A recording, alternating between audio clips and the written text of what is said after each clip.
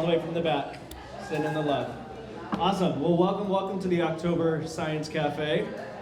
My name is Nathan. If you don't know who I am, I'm the Education Director at the Natural Resources Trust of Easton, but live right here in New Bedford. And as a shameless little plug, we have our 51st annual Harvest and Craft Fair coming up this Sunday from 10 until 2. It's only $5 for admission. That's less than a cup of coffee sometimes. So, celebration of all things fall. You've got pumpkin decorating, live music, kids carnival, food, games. We have over 30 different crafters and vendors, over 20 nonprofits that we're featuring, and all proceeds raised go to help offset our operating costs and our education programs. We are a 501c3 nonprofit land trust, so every little bit helps. So if you're around this weekend, come on up to Easton and visit. We'll see you up there. Yep, Easton. Yep, right up 24. We're about 10 minutes south of the IKEA.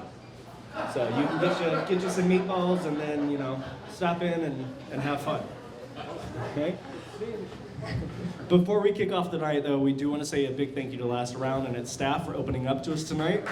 So thank you. Make sure if you don't have a drink yet, if you need one, go for it. Order some food, enjoy each other's company while you're here, but make sure to give them a nice little tip to say thank you as our appreciation for opening up and hosting us. All right. Is there anyone who this is their first time here? Welcome. Yay. We always like new faces. If you are not familiar with the flow of the evening, so we're going to have our guest speaker come up, talk for 20-25 minutes or so, and then we open it up to question and answers afterwards. You are free to hang out after, ask more questions if you'd like, continue to eat, drink, be merry, have fun, get home safely at the end. All right. As a little bit of information, and we'll go over it at the end as well, next month's Science Cafe will not be on the first Tuesday because that is election day. It'll be the following week on the 12th. All right, so vote, please. All right, so at any point tonight as well, if you can't hear our speaker, just raise a hand politely. We can't hear you. Good. I'm loud, you can hear me. All right, so our guest speaker tonight is Dr. Micheal Wyand, the CEO of Boston-based Oxeia Biopharmaceuticals, and he's going to be discussing clinical trials for concussion, a critical unmet medical need. Dr. Wyand is a biopharmaceutical, there we go, executive with over 25 years experience in managing and building successful product and service-oriented life science companies. He's the CEO and director of Oxeia Biopharmaceuticals, a clinical stage biotech company developing new innovative therapeutics for mild traumatic brain injury, MTBI, known as concussion and related neurometabolic dysfunction. So their concussion drug therapy, OXE-103, recently completed pilot phase 2A studies at Kansas University Medical Center. And as an accomplished leader, Dr. Wyand has substantial experience managing R&D as a corporate officer responsible for communicating corporate strategy and value propositions to company directors, external investors, and partners. He was president and COO of Epirus Biopharmaceuticals after starting as CTO from 2012 to 2016. And there, he managed a portfolio of biosimilar monoclonal antibodies at both development and commercial stages with global partners in Europe and Asia. So, here to speak again tonight on clinical trials for concussion, a critical unmet medical need. Micheal, come on over.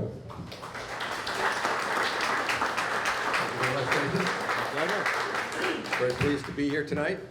I think that was a good introduction to what we're doing. Before we start, I just wanted to ask raise your hand if you've had an experience with concussion yourself, or your family has, or any of your friends, any of them as you know. That's what I thought. It's a pretty common injury. Unfortunately, because historically we've always looked at concussions as being kind of a nothing burger. Standard recommendation if you had a concussion was go stay in a dark room for 2 or 3 days. If you were playing sports and you got injured and you were able to stand up and stay in the game, even though you might be wobbling all over the place and bleeding from your nose, if you stood in there and played, you stayed there. And everybody thought you were a hero, you're a tough guy. The coach thought you were really tough, and your players thought you were a really tough guy. That's all changed now.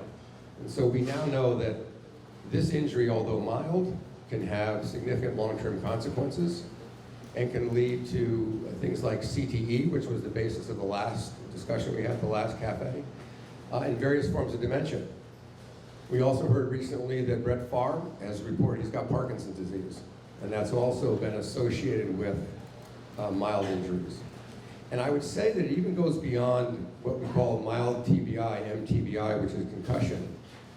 It even goes beyond that in that subconcussive hits, multiple subconcussive hits, can also be not particularly healthy for you. So because of that attitude towards concussions, there has been almost no drug development for a drug for concussion. In fact, we are a company at phase 2, and I'll talk a little bit about that, but there are no other drugs that have reached phase 2 with the FDA. And we've had discussions with the FDA, and because of the no other drugs being brought forward, there's no pathway. If you're going to develop a drug for, different forms of cancer, allergies, all kinds of other things, these are well-trodden pathways at the FDA. So we're really plowing new ground from what the FDA is going to expect, what we're going to have to use for endpoints, and all those activities. So we are now in phase 2 trials with a drug that was initially discovered in Japan. And then I say a drug is not exactly accurate. It is a naturally occurring hormone in our bodies called ghrelin. It's produced in the GI tract, passes through the bloodstream, enters the brain, and binds to receptors. And when it binds to those receptors, it has a number of activities. First, it causes appetite stimulation to bring energy in the body. Secondly, it causes some growth hormone secretion. And third, it regulates the production of energy in the brain. And we'll talk in a minute about what concussion does, so this will make sense. But it increases the available energy, and it reduces when you don't have enough energy in the brain. And here's an interesting fact. Your brain is using about 20% of the energy that you burn each day. So you think about your legs and your arms and walking and moving, but your brain's burning 20%. And as we'll talk about with concussion, if that energy is depleted, then the brain spins and it can issue these what we call reactive oxygen species. And those reactive oxygen species can be toxic to the brain and can cause some cell death and inflammation. So ghrelin activates multiple metabolic pathways, and these pathways are effective in reducing the reactive oxygen species, increasing the energy, and it also has some very interesting properties in causing increased connectivity. Let's get to talk about concussion, and you'll understand these things a little bit better. Concussive injury is a direct or indirect blow to the head. When a direct blow or an indirect blow to your body, which causes like a whiplash injury where your head bounces back and forth, snaps back and forth, your brain bounces back and forth in your skull and creates those energy waves. When those shock waves go through the brain, they cause a depolarization event. So what they do is all the neurons in your brain fire. And when they fire, it's like draining the battery. The energy in your brain just goes down to almost zero. And you'll see that if you see an athlete in a sporting event, you see this lots of times on television. Athlete will go down, get hit, they'll lie on the ground on their backs, and you'll see their arms, they'll clench their fists, and their arms will shake like this. I remember listening to a football game where I think it was Chris Collingsworth was talking about, it was a wintertime game. He said, boy, that guy's shivering, he's cold, they should get a blanket on him. I said, no, he's concussed. And that little episode, almost like a mini seizure, is what drains the battery. Everything's fired. And then, of course, that happens quickly. And when the person tries to then use their brain to move, to talk, to think, whatever, they can't get anything together. They're having trouble walking, they're having trouble thinking, they don't know where they are. And so that's the first part of the injury, is that injury. But the second thing that occurs at the same time is as the brain is bouncing around in the skull, the brain is relatively soft and malleable. So as the brain is moving with the injury, there's a stretching injury that's going on. there's no structural damage with a concussion. So if you get a concussion, you go to the emergency room, you go to a trauma center, urgent care center, they're going to want to do some imaging, a CT scan. And that CT scan is looking to see if there's any more severe structural damage to the brain. One thing it's looking for is hemorrhage, to see if there's any blood bleeding in the brain. And if you go to the emergency room and you get a CT scan with concussion, you've been there for 18 hours and they've jabbed you for blood and they've done the examinations and they finally got the CT scan, doctor comes down the hallway saying, "We got some good news. You're CT negative, you got a concussion, we're going to release you." And that's good news in a way. You don't have structural damage and bleeding. But the fact that you have a concussion now, as they talked about a little bit earlier, historically was looked at as nothing. Now we have to figure out how to treat that patient. And that's where Oxeia comes in to develop a drug for concussion. So this molecule that I've been talking about was discovered in Japan. It was licensed by Daiichi Sankyo, and they did a number of studies based on the energy acquisition. So they were treating anorexia nervosa and wasting disease associated with some forms of COPD, chronic obstructive pulmonary disease. And so when we approached them in 2017 to license this drug Grelin from them for concussion, they were willing to give us a license. And we also got access to all of their data, probably $200 million worth of data. They did 9 clinical studies, 70 preclinical studies. They had already manufactured the drug, and they had filed all of this with the FDA. So there's an open dossier of this information at the FDA for both the manufacturing, the clinical trials that they did, and the safety studies.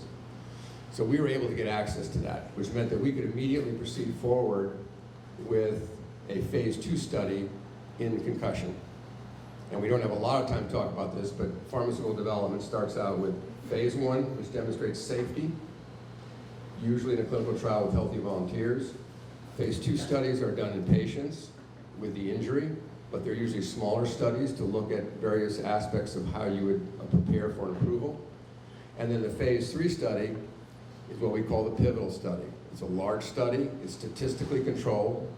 You have to tell the FDA when you run the study what your primary endpoint is. You have to tell them what the statistics are to show that that primary endpoint will be statistically significant.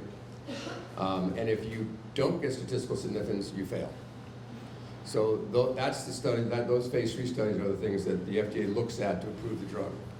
So we were able to move through the phase 1 studies because Daiichi Sankyo had done all those, and we had a meeting with the FDA to ask them whether they would allow us to go into this concussion population. They said yes.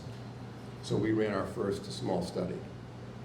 The data that we had to support the use of this in TBI was generated by one of our founders, Dr. Micheal, who was a trauma surgeon. He was at University of California, San Diego. And he was looking at ways to develop better outcomes for trauma patients that he was dealing with in the surgical suite.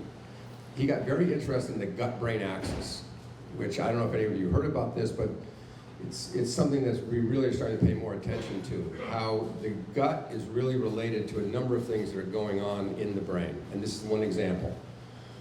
This molecule, as I said, is produced in the GI tract, goes to the brain, does all these wonderful things, but also stimulates appetite stimulation to bring food into the body. So it's all part of an energy, what we would call an energy homeostasis, part of what the body can do. So the gut-brain axis interested him. He got interested in this molecule, and he did studies to demonstrate that in mild traumatic brain injury, this was effective in what we call preclinical studies. So that, his work actually resulted in a number of patents coming out of the University of California, San Diego, where he was, and so we've licensed in those patents to treat mild traumatic brain injury. We went to the Kansas University Medical Center and worked with a neurologist there, Dr. Micheal. We had our meeting with the FDA, and we designed a trial in which we were going to look at patients with concussion. And now comes the interesting part. About 80% of people that get a concussion, within 5 to 7 days, their symptoms that they're experiencing will be just about back down to baseline, or what you would call normal. That represents a lot of what we see with athlete populations. And you see these injuries occur when you watch the NFL. They look like they're really hammered. They take them into the tent. They go through some stuff. They may not go back on the field, but most of the time you're going to see them on the field the next weekend. So that's a difficult patient population to study because you have this high rate of spontaneous recovery. You need huge numbers of patients to get an answer. So we decided to look at the persistently symptomatic patient. So we wanted to treat patients within 28 days of their injury. And what we found from the research that's being done is that if you used the tool that we're using, the measurement that we're using is based on the symptoms that the patient has and the severity scoring of those symptoms. And we found that in the literature, if you had a 20, if you were at a 20, which is a sum of all these severity scores of your symptoms, that you were likely to have persistent symptoms. So we enrolled that patient population. They had to have, when they came in the door, they had to have a concussion, diagnosis of concussion. They had to be within 28 days of their injury. We didn't care what was the cause of their injury. They had to be between 18 years of age and 60 years of age. And then they had to have that severity score of 20. And so we did a very small trial. We wanted to see whether this issue of 20 was going to be able to allow us to get the patient population.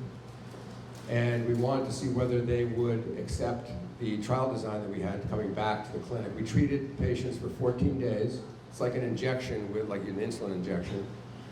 We treated them for 14 days, and we followed them for 44 days, which included 30 days after their treatment was ended. So they came in, they were treated for 14 days, and then they were followed up for an additional 30 days to get their symptom scores. And we wanted to see whether all those patients, how the recruitment went, how they responded to the trial, which was all very good. And that data would allow us to do a larger trial. The results we saw in the trial was an 85% response rate in the treated patients. There were 13 treated patients. And we saw a 33% response rate in the standard of care patients. And there were 6 standard of care patients. So again, a very small, what we would call an open label phase 2 study, but designed to be able to give us the information to design the next study, which we're in the process of designing now.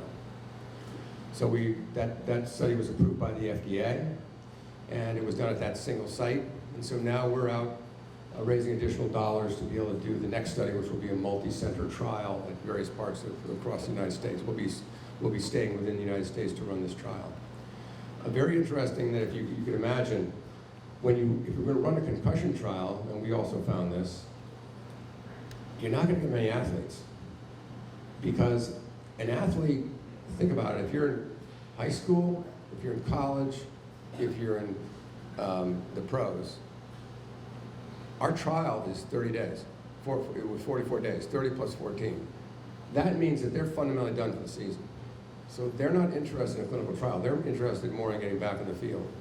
So we didn't see athletes come into our trial. We saw people, the average age in our trial was 43 years of age. We saw motorcycle accidents, vehicular accidents.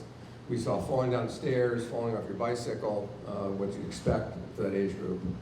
And the other interesting thing about what I call that the civilian population is that the civilian population, unlike the athlete, does not go to their doctor and say, I'm feeling a little bit better, doc. When can I go do this again? Right? That's off the table.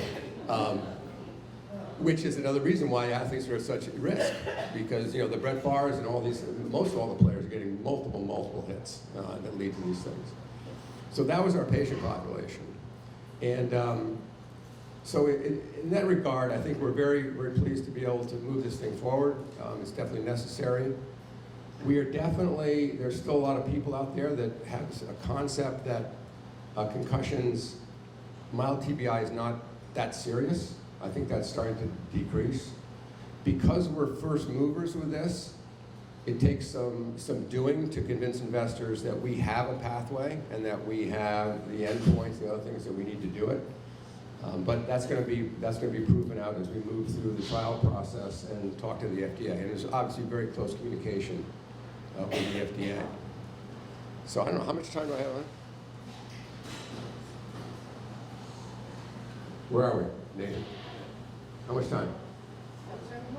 all the time I want. Well, that's the next step.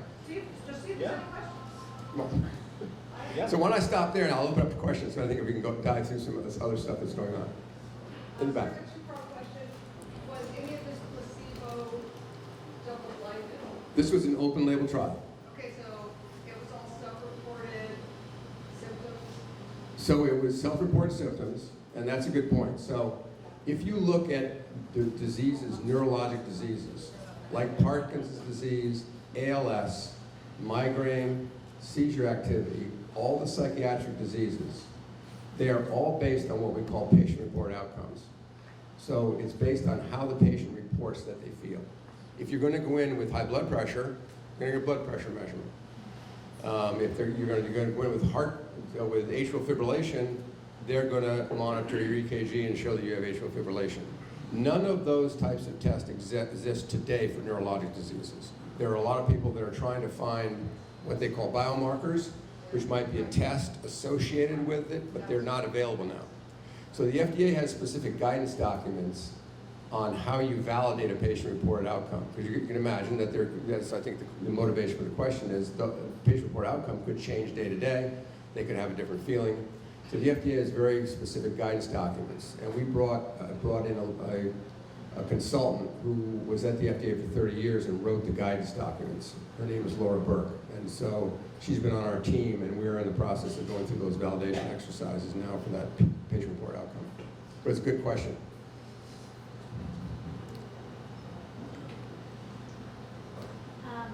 Come from a family with two granddaughters who had concussions in the last couple of years with, lost and field hockey. What do you see, and then sit out for half the season, that kind of thing. What do you see from your thing that would help these girls going forward? So, Repeat the question. so the question was, she has, with her two granddaughters playing sports, but to sit out a large part of the season, what impact would our drug have on those athletes? So even though I painted a picture where we're not currently looking at the acutely injured athlete, and that, by the way, would include, there's military populations, obviously, that are acutely injured. I've talked to Navy SEALs who tell me that when they're on the range with shoulder-fired rocket launchers, they get concussed. So there's lots of reasons to have a drug for the acute injury. And so what we're going to do is, as we do this post-concussion population within the 28 days, we're going to move closer and closer to the time of the injury. And the way to do that is going to be to associate ourselves with emergency rooms and get, as I said, when the experience you have in an emergency room, by the time the doctor comes down and says you have a concussion, you want to get the heck out of there, right? You're done. So you say, I don't know, maybe I can't think about this, call me tomorrow. So what we'll do is consent people. What's that? We've had a lot more training since then. I'm an emergency physician. Who's the we? Emergency physician. No, what I'm saying is, We're aware of, you don't just have a concussion, you have to do this. no, yeah, that's true. There's more, they're associated with it. But what I'm saying is, we're recruiting patients for a clinical trial. Once they're there for the 18 hours, and once they get the news that they're going to be released, then when the study coordinator comes up to them and says, oh, by the way, we have a trial, and you're going to have to stay here another 3 hours while we explain to you and ethically consent you to participate in the trial, they go, wait, I got to get out of here. So call me tomorrow. So that's what we'll probably do is consent people in the emergency room to agree to allow us to follow up with them the next day to see if they're better and then talk about the trial. But we're going to move in that direction. I wanted to ask you, and maybe you're going to talk about this in the next thing, but what are some of the long-term symptoms of concussion that a person can experience? So, I went to a head trauma seminar, and they said even like when you banged your head, you're climbing a ladder and you banged your head on the cupboard, or, you experience concussion. What would some of the if you will, long-term? So the long-term, concussion symptoms tend to be in 3 domains. Oh, what are some of the long-term symptoms of concussion, even minor ones where you just bump your head and see stars or something. What are some of the persistent symptoms to be on the lookout for? So we look at concussions in 3 domains: the cognitive domain, the emotional domain, and the physical domain. And the symptoms I talked about, the severity score to get into our trial, is a 22 symptoms across those 3 domains: how well you're thinking, how well you're processing information, how well your memory is operating, emotional issues, anger, anxiety, depression, sleeping, and then physical issues about walking and stability and that. And those symptoms are the symptoms that we are seeing in our trial with a persistently symptomatic patient. We were seeing the same symptoms as you see in the acute population. Now, I think as you talk to people that are out, I had a conversation earlier, if you talk to someone who's out a year, 2 years, 6 months, they probably will start to narrow down on either some kind of a persistent balance issue, some kind of a cognitive fog that they have trouble, thinking of certain things, or memory loss, acute memory formation, or you might find someone who's got a lot of emotional issues with anxiety and so forth. But it usually will be narrowed down to a relatively small subset. But still, if you think about the way this injury is, the shock wave goes through the brain. It's not, a lot of neurologists, well, I shouldn't say it, I'm not saying it that way. Neurologists do neurologic exams many times to isolate where the injury is. And because this is a global depolarization event in the brain and everything's firing off, it's not localized to any one thing. So you're seeing 22 symptoms across vision, across balance, across thinking, because any part of the brain can be affected. It's not localized to one spot. And we've also talked to military populations, I said about the Navy SEALs, but the military is very against running trials in military populations who do not, with drugs that are not approved. So they're kind of out of the scope of being able to have us work with them. And it's a shame because the ghrelin molecule has been shown in the work that Dr. Bonsall, our founder, did at University of California, San Diego. He did some treatments where he used it before the injury in the laboratory, and it worked very well. And I'd love to be able to go to the Navy SEALs and say, this is a very safe molecule, it's a naturally occurring molecule, there's no issues on that regard. Let's do some studies where we treated Navy SEALs on the firing line to see whether you could, prophylactically prevent that injury. But they're just unwilling to do that right now. We're trying to overcome that, but it's going to be, I think it's going to be a difficult sell. So for instance, they're running some trials using Lipitor to treat mild traumatic brain injury, which I think there's a lot of people probably on statins who've got concussed. So I don't know how well that would work. Question? Yeah, if I understand you correctly, saying that every person who participates in the study eventually has already received the medical diagnosis of that experience of concussion. This is not just what they're saying. The physician, you guys have access to the record. Yes, they have medical histories from the site wherever they had their concussion diagnosed. Do you know what's the form? What form does this medication actually take? I mean, how is it ingested or injected? So it's just like insulin. So insulin, a lot of the hormones, growth hormone, are all by injection today, and they're smaller proteins. And this hormone is a small protein like insulin. It's a little bit smaller than insulin. So it's given as a subcutaneous injection, a very tiny needle. It's just like injecting with insulin. The patients do not experience a lot of pain, and they respond very well to it. And do you know how much it's going to cost the patient? We haven't gotten to that stage yet, the commercial stage. But it was, we probably inherited $200 million worth of data from Daiichi, the safety, the data that's in the FDA, That's money we don't have to raise. Very good. But to develop a drug like this probably costs somewhere between, you know, $800 and $1.5 billion. So it's shocking how much the clinical trial process takes.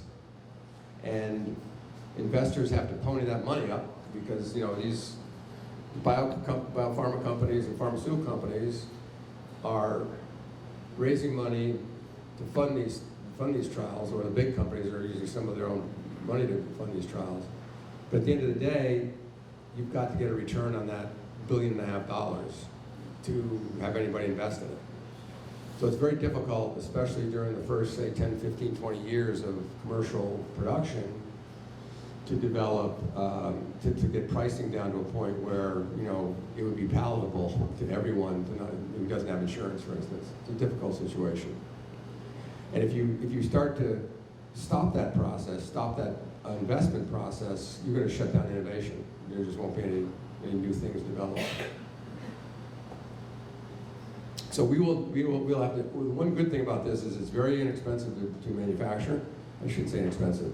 It's cost efficient to manufacture. It's got long stability, and so it should be very easy to distribute it, so those costs will be minimized. In the back? When you are talking about using it as a prophylactic, it seems like a lot of times you're going to be talking about the ideal patient would be underage.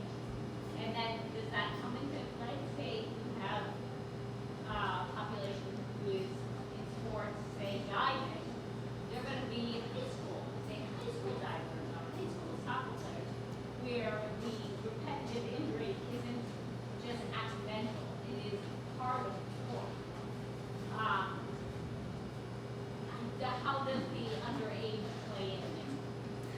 So the way the FDA operates is anybody who is 18 years of age or older is an adult, and anyone less than 18 is in the pediatric population. And the FDA requires separate studies of safety for pediatric populations. So you have to redo the entire development program that you have. You have to redo everything that we've done so far to develop this for pediatric patients. Because of the safety data that this is a naturally occurring molecule, the regulatory consultants that we've talked to have believed that the FDA would allow us to go down to the age of 16, which would allow us to get like the last 2 years of high school sports to do the test. But it's another thing that, you know, during COVID, we heard all kinds of crazy things about safety and vaccines and all the craziness, and the FDA is doing this, and the pharma companies are evil, and all the rest of the stuff. But the regulations behind it are actually very strict, and that's one thing that increases the amount of money that's necessary to do these things. So we have to do a whole different program and raise money to do a less than 18 years of age, but maybe we'll be lucky to get, you know, the 16-year-olds, 16 to 18. Yeah. So you said this is a naturally occurring substance, and you have supplied it from the Daiichi facility that contribute to the trials. Is it a patentable product? Because it's difficult to raise money, especially for early-stage trials, if you're not going to have protection over the manufacturing of that product for a long period of time. And who will make it for you? So Daiichi manufacturing material there are a number of manufacturers that will manufacture this for us. So the patent issue is very interesting.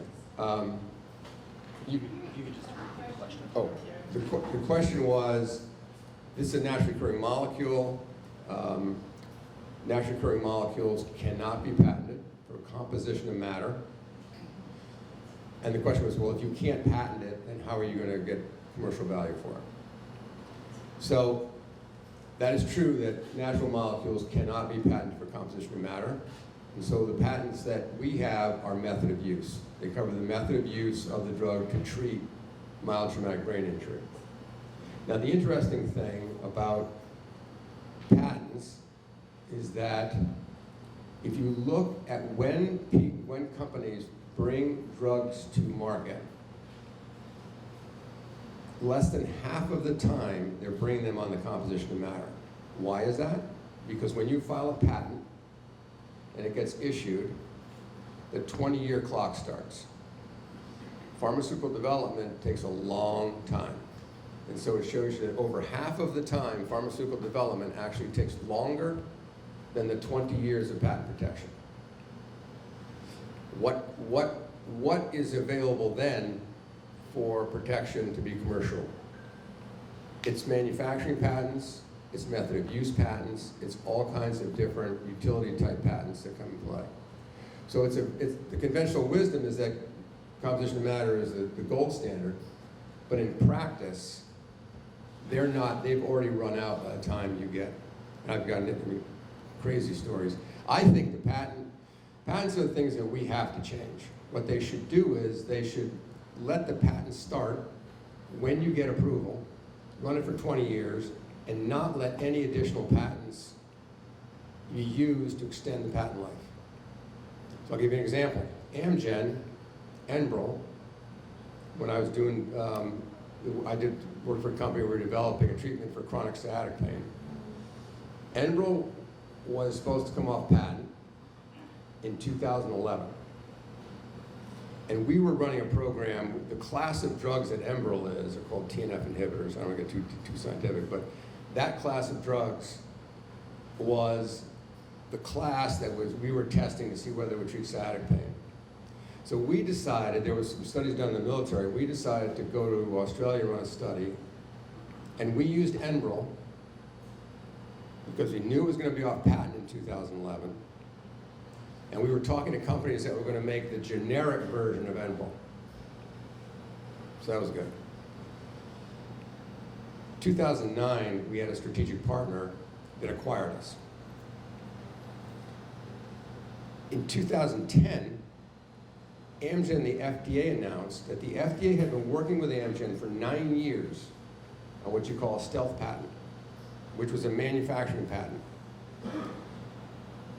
Enbrel found that when you manufacture, Amgen found when you manufacture Enbrel, you had to drop the temperature in the reactor, I think it was like 5-6 degrees, for like 4 hours to make the molecule fold appropriately.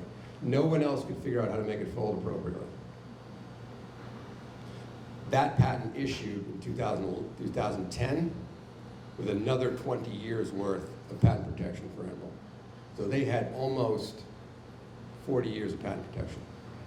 Now, the question that you just asked about composition of matter versus method of use patents, you've got to do those kinds of things, because if you're going to take 10 years to develop a drug, you can't have half your commercial time, or if you get 15 years to develop a drug, and you've only got 5 years of patent protection with the composition of matter, you can't, it's not commercially viable. So people file patents and create these patent thickets. I think what we should do is change the patent system to, as I said, when you get approval of your drug, you get 20 years, boom. And then you're done after 20 years. There'll be no 30, 40-year patents that can continue on and on and on. That's a little bit off the topic of concussions. I'm sorry, I was preaching. My question is, what exactly does this medication do? How does it work? And are there any side effects that you've noted so far? The one side effect that patients report. Oh, what are the side effects?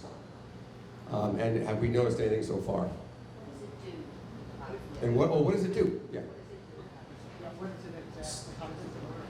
So what it does is, as I said, the concussive injury causes draining of the battery. So it needs to have energy produced in the brain. Ghrelin increases the little cells called mitochondria that make energy, so it increases energy in the brain. It also, in the time period in which there's decreased energy in the brain, reactive oxygen species are high, and they're toxic to the cells in the brain. And ghrelin inhibits the generation of reactive oxygen species in that environment. So that's what it's doing in the initial injury. And then it also has these fascinating properties of neurogenic properties. It causes an outgrowth in connections of the wiring that's been stretched, and increases the plasticity of the brain. So you can, in animal studies, they've shown that you can improve memory formation in mazes by using ghrelin to do plasticity. So it's very safe. The only thing that we saw in our studies was increased appetite. Increased appetite, Oh. which is one of the things that the Grail molecule does to stimulate taking in of energy. So it's very safe. So how do you determine if someone is 9 years out from a concussion, if this is something that would work for them if they're still having concussions, post-concussion? That's one of the things that we want to do. I want to get into older athletes that have dementia, who have had associated with concussion. Anyone that's having a long-term effect, I would like to get out and do that. One thing that occurs long-term is you can frequently have some continued neuroinflammation in the brain in the areas where some of the stretching occurred on the nerve pathways.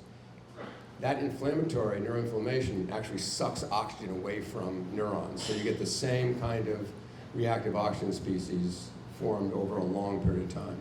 And then the neurogenic properties of the outgrowth and the connectivity, I think, would be fascinating to be able to look at these longer-term dementia patients. This also has applications in Parkinson's disease. There's studies that people have looked at Parkinson's disease. The work that Daiichi was getting ready to do before they licensed the molecule to us for TBI, they were going to do an ALS study. And if you look at the brain, it's not that, well, as a pathologist, it's not that exciting an organ to look at. It's got a bunch of nerve cells and some white matter, and it just goes on and on and on, nerve cells and white matter. And I always describe it, it's like, if you look at a heart, you've got beating and pumping, you've got filtration in the kidneys, you've got elbows that move and muscles that contract. You're really talking about a computer chip in your brain. It's all about electrical impulses and then neurotransmitters that jump to the next cell and cause a transmission. So if you look at the brain and a lot of injuries in the brain, why do you suffer a negative consequence? Because your neurons aren't working. And a lot of that has got to do with oxidative damage from a variety of different types of insults. So it's not surprising that the pathways that we're studying would not have applications in a bunch of related diseases. We talked to the folks at Spaulding Research Center, and they're in the process of rehabilitating patients who have had serious injuries. And they want to see whether ghrelin molecule would help rewire pathways quicker and shorten rehabilitation for people that were trying to learn things. Learn how to move your arm, you gotta do this, you gotta make all this stuff work. So there's some very interesting applications that I'd be pretty excited to get involved with if we can get the concussion program funded and cross the line. Do you know if ghrelin has an effect on peripheral nerves? The question was, does ghrelin have an effect on peripheral nerves? There are ghrelin receptors in different parts of the body, but I think their numbers are so small that it's pretty much localized to the brain. So I think it probably would not have an effect peripherally. Way in the back. The Patriots are playing Miami next weekend. And Tua Tagovailoa has had reported 3 to 4 concussions in the last 2 years. 2 of them where he gets something called the fencer's pose, with his hands formed into this odd claw-like motion. Yep, that's the depolarization. Based on all of your experience with concussion, should he retire? So, what we always talk about in pharmaceutical development is risk assessment. Most of us outside of pharmaceutical development just talk about safety. You'll say, is it safe? So I don't know what that word means, right? Is driving safe? There's lots of people that end up crashing their cars. Is driving and texting safe? Probably not, right? Is skiing safe? Is scuba diving safe? I don't know. So we tend to look at it from a risk assessment perspective. What's the risk? I think Tua's risk is off the charts. If I was in his position, it would be a no-brainer decision. That's my risk assessment.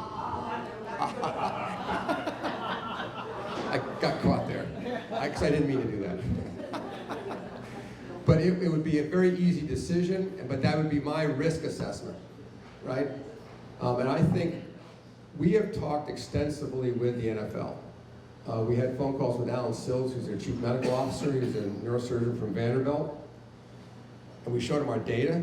He said, you guys are in the sweet spot of what we're concerned about. We're not concerned about the 80% athlete who gets concussed and 2 days later is back down to baseline symptoms.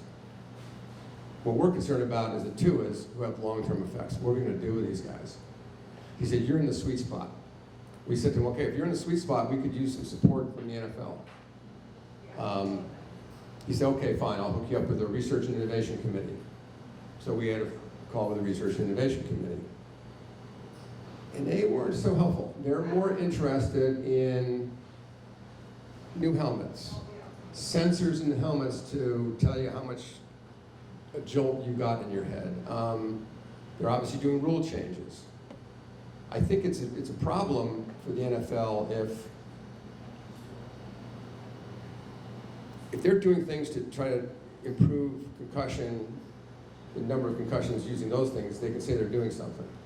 But if we really agree that that's not going to prevent the indirect concussive blow, the whiplash injury when you get whacked and your head snaps back and forth, the padded helmet doesn't help, and you're not going to get the sensor from the helmet. We're not going to be able to eliminate concussions. And how do they look if they admit that a drug needs to be developed, yet it's not developed, and they keep sending people into the field of play to get the injury? I think that's a difficult thing for them to deal with. So we didn't get a lot of support from the NFL for developing a treatment for concussion, surprisingly. So we've military doesn't want to use unapproved drugs. The NFL is kind of not particularly that interested in pharmaceutical treatments. They want to focus on the helmets. So we're back to what I call the civilian population. What are just specific treatments when you have the patients with the number 20 issues? Question was, what were their specific treatments outside of? No, during your trial. So we allowed patients to have what we would call standard of care. So our drug was on top of standard of care. So standard of care was various forms of cognitive therapy, we call physical therapy basically, but cognitive issues, vestibular therapy, balance and vestibular, ocular therapy, and then drugs for like headache, nausea, and other things. I mean, there's not a lot outside of those physical therapy techniques to treat the patients with. And so we allowed people, and the other thing that we learned is the torturous pathway that people go through to figure out what to do with their concussion. Because the initial response will be mainly, go home and rest. And then, okay, they go home and rest. So now what do? They wait 3 days, 2 days, 4 days, 5 days. What's their next stop? Invariably, they're going to call their primary care doctor. And then how long are they going to wait to get an appointment? A week? I mean, I can't get a physical exam. They canceled in February. They set me up for September 4th. I couldn't make it September 4th. They gave me another appointment in February. So it'll be 2 years without my physical exam. How does that happen, right? So, but you go to, in our study, we had people that were going to see their primary care doc within a week or so. He's not quite sure what to do. So then they get through that. And remember, our inclusion criteria was 28 days post-injury. What we found was that people were coming to the post-concussion clinic on an average of 23 days, almost at the end of our inclusion criteria. Why? Because no one suggests to them, you've been concussed, you ought to get yourself to a concussion clinic where they know what to do. They've got all the different therapies. They don't have any drug therapies, but they are used to dealing with those patients. And it's kind of a shame. So that's not it's not the first thing that pops into, and I'm not saying that the medical community is prohibiting that. I'm just saying that it's not the first thing that a patient hears after they've been injured. They're usually told, go home and rest, see if you get better, and then that's the way it's left. How old is this study? How long have you been doing this? We started the study during, how long is your study? How long have you been doing this? Thank you. We started the study in the beginning of 2020, and that was COVID when it hit. People were not going in for their chemotherapy treatments. So what I've just described about concussion, there ain't nobody gonna go in for concussion. So we enrolled one patient. I think we went 8 months before we enrolled another one into 2021. And we completed the enrollment in the trial at the end of 2022. And so Could this help patients that have TIAs? there are studies in various strokes, various different types of strokes where they've seen a very positive effect. Because again, you're looking at deprivation of energy and blood flow to either a smaller incident or a larger stroke. This is gonna seem like a really basic question, but other than a slap in the head from your parents when you're a stupid teenager, are there head injuries or brain injuries that don't lead to a concussion? Yes. So my son played football at Brown, and he was 6'4", 260, Gene? 6'4", 260. He was a fullback. And when I joined Oxeia in 2017, he graduated in 2015. So I was watching him in that, 2012, 2015. When I watched him play football, even in high school, before I got involved with concussions, I was worried about a catastrophic spinal injury, and when he would go down and come back up, oh my God, I was worried, he stood up and moved, and okay, he's moving, that didn't happen. I was worried that he'd blow out his knees, and he'd end up with some kind of, serious joint disease that would make him, as he got older, be unable to do things. And so I was like every other parent. If your kid gets blasted, he's on the ground, and then he gets to his feet and shakes it off and walks back in the game, great, let's play on. So afterwards, since that time, I've sat down and said, so Connor, I don't recall you ever having a diagnosed concussion. He said, no, I never did. But he said, every day after practice, I went in the locker room, I'd take my gear off, take a shower. Maybe I'm hungry to have dinner, maybe I'm not. Maybe I can concentrate enough to study, maybe not. And lots of times I just go to bed. Next morning I wake up, I feel kind of okay, I go to class. Then I'm back on the field in the afternoon, rerun the cycle. And these are what we would call subconcussive hits. He's not being diagnosed with concussion, he's not showing the symptoms of concussion, but he's all fogged out from going through what he went through in practice. And now we're starting to recognize that those subconcussive hits may have the same type of prognosis for the chronic traumatic encephalopathy, CTE, and the dementia that we're seeing, the kind of punch drunk, used to be seen in boxers, the punch drunk kind of thing. And that's a little scary because now you've got, it's kind of outside the diagnosis of concussion.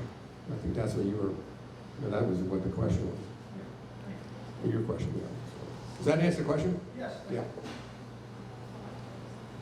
So I love the NFL. I'm not gonna lie.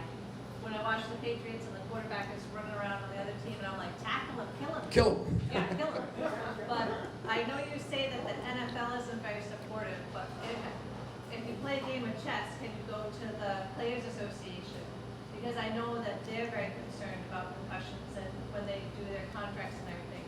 Can you kind of play the opposite side of the board and show the players and maybe that they would promote it for the NFL to do it? We've talked to the Players Association quite a bit.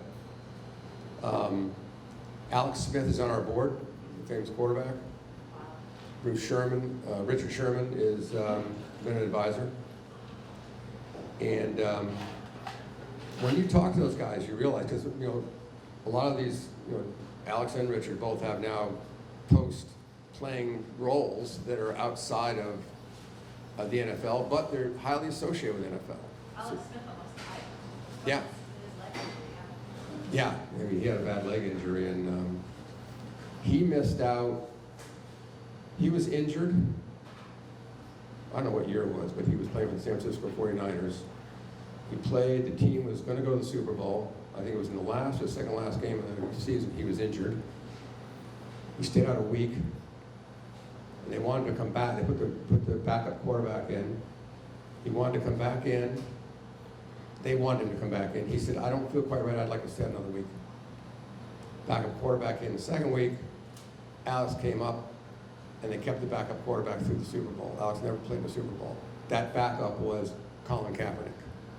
Okay? And what it's an example of when you talk to, you talk to some of the athletes, they're paid to play. And there's always somebody behind them to take over their position. So for them to make rational decisions about, I think I should spend 3 or 4 weeks out because my head's not right, they're in a difficult position. So I think anyone who's associated with the NFL, and we've talked about this internally, anyone associated with the NFL is kind of dependent upon the NFL being successful, whether they're, whatever their association is. So there's a lot of people that the NFL support, and there's a lot of reach that they have. And I don't think anybody wants to see, I like football, I don't want to see the sport disappear. But it's hard to figure out how you would deal with this issue. And maybe a therapeutic could make it, maybe we could prevent the onset of CTE and these long-term dementia issues. We're not going to be able to make that claim for 20 or 30 years, but it may help us deal with some of these long-term consequences and eliminate them. And you could even think, I mean, it's kind of crazy to think of a prophylactic use, but it's possible.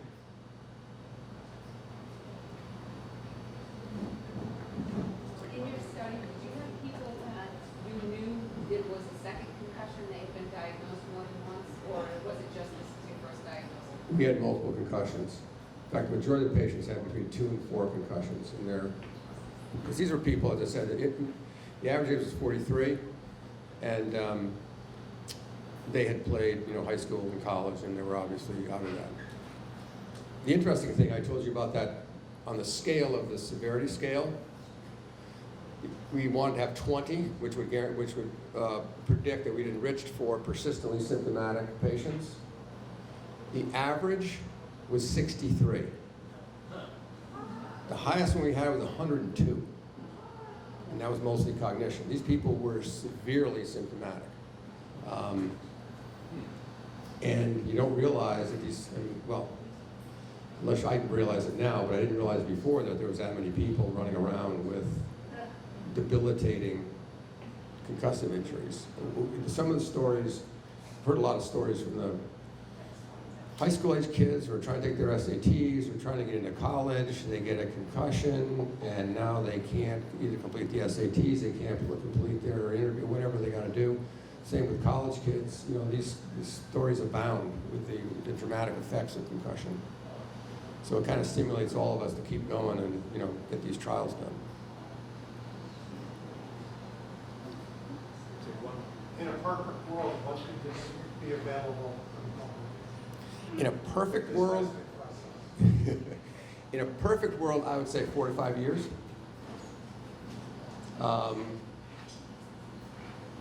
There's a possibility it could be a little shorter. I talked about phase 1s, phase 2s, and phase 3s, right? Phase 1s, safety, usually in healthy populations. Phase 2 are smaller studies that show that it has an effect, and you decide what your game plan is going to be to get the approval. And then you run a phase 3 trial, 2 of them. You have to run 2 phase 3 trials with the same endpoint, and the data's got to be statistically significant in both. If one fails, go back to the drawing board, start 2 more trials. If they both fail, go back to the drawing board. Our next trial, because we're working with this person that I said, the consultant, Lori Burke, on the patient-reported outcome, we believe that we've got the right endpoint, we've really got the right patient population from our small trial. And so if we run the next trial statistically significant, we could petition the FDA, even though we called it a phase 2 trial, to call it a pivotal phase 3 trial. If they did that, then we don't have to run one more.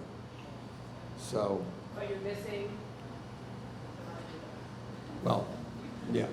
I mean, that's where the $800 to $1.5 billion goes, is, you know, when you're talking about running trials with hundreds of patients multiple times, manufacturing, it's crazy. Nathan's saying we're done. You're more than welcome to hang out if you'd like, answer a few more questions if people have it while they're finishing up their drinks. I'd be if there's more questions, I'd be happy to. Awesome. All right, well, in keeping with tradition, we always give our guests Thank a you very little much. bit of New Bedford Science Cafe swag. Thank you so much for your talk Thank you tonight. very much.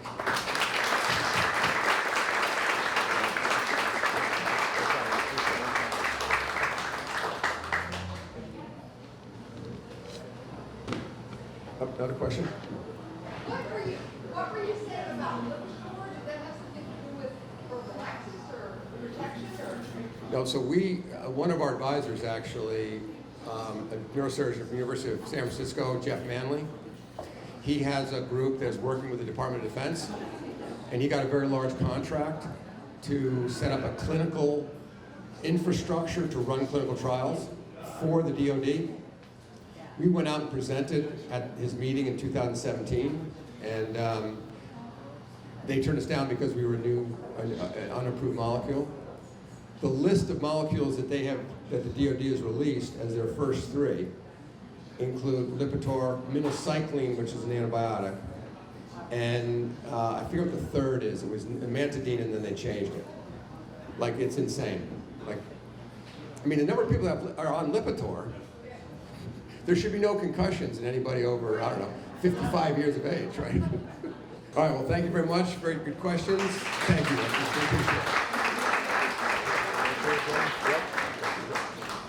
All right, before we head out, one last time, thank you so much last round. You're great. Thank you for hosting us each month. And as a reminder, next month's cafe will be on November 12th, not the first Tuesday, but our guest, Marissa Perez Dormitzer, the Waste Reduction Manager at Greater New Bedford Regional Refuse Management District, will discuss holy socks, broken gizmos. Hold on one sec, guys, if you don't mind. Our speaker will be discussing holy socks, broken gizmos, styrofoam and stale food, new and better strategies for dealing with our mountain of waste. So be sure to come back, visit us again next month. In the meantime, enjoy this beautiful fall weather. Happy trick-or-treating at the end of the month. We'll see you guys soon.